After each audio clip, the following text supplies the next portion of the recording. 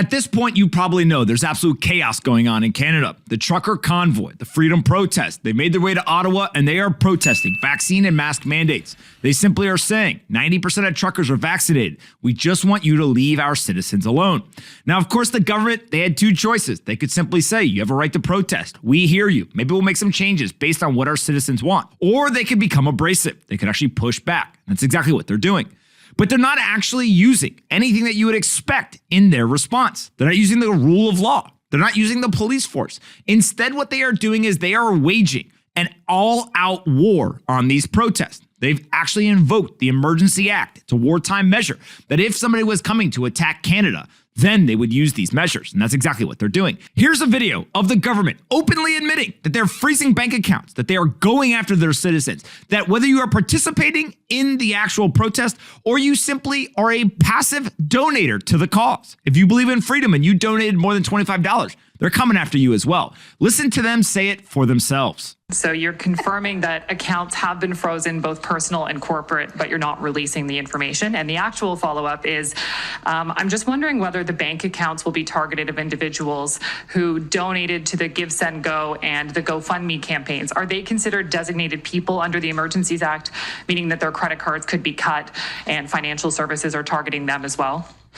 Okay, so the names of both individuals and entities, as well as crypto wallets, have been shared by the RCMP with financial institutions, and accounts have been frozen, and more accounts will be frozen.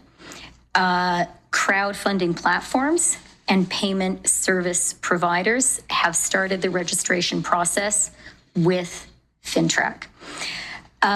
In terms of the specifics on whose accounts are being frozen, you now have the regulations.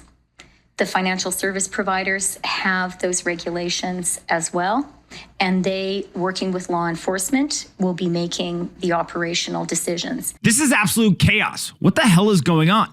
Canada is supposedly a liberal democracy, but they're being quite abrasive, overreaching, and authoritarian with their citizens. Now here we have a quote that explains exactly what's going on and why you should be worried about this.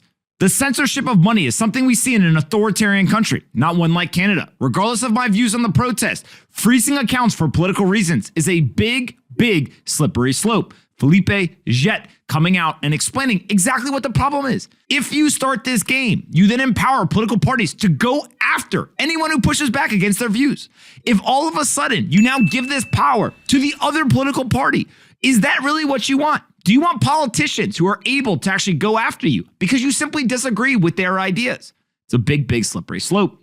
We've got this tweet here from Jordan, who's got a great way of putting it. Just so you're aware of the current situation in Canada, the regime under Justin Trudeau is rounding up and persecuting citizens for the act of donating to a peaceful protest and waging economic warfare against pro-freedom protesters, freezing their assets for the act of wrongthink. Now that sounds crazy, and it literally sounds like it couldn't be possible, but that's exactly what's happening in Canada right now. And so if we go back, where did Justin Trudeau, the Prime Minister of Canada, lose his way?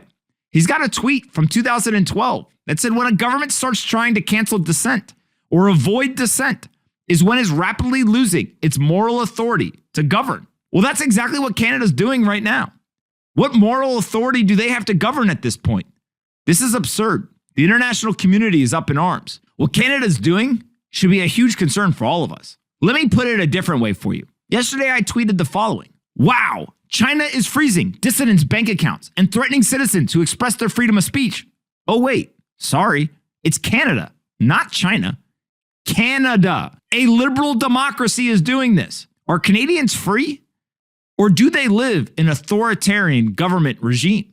That's the question people start asking themselves. And here's the worst part. Freezing someone's bank account is bad enough. But this isn't about economics. This isn't about mandates. This is absolute all-out warfare against citizens. Here's a perfect example. This official Ottawa account said, attention animal owners at the demonstration. If you're unable to care for your animal as a result of enforcement actions, your animal will be placed in protective care for 8 days at your cost. After 8 days, if arrangements are not made, your animal will be considered relinquished. That's the equivalent of the mob saying something like, be a damn shame if something happened to your pet. This is just threats.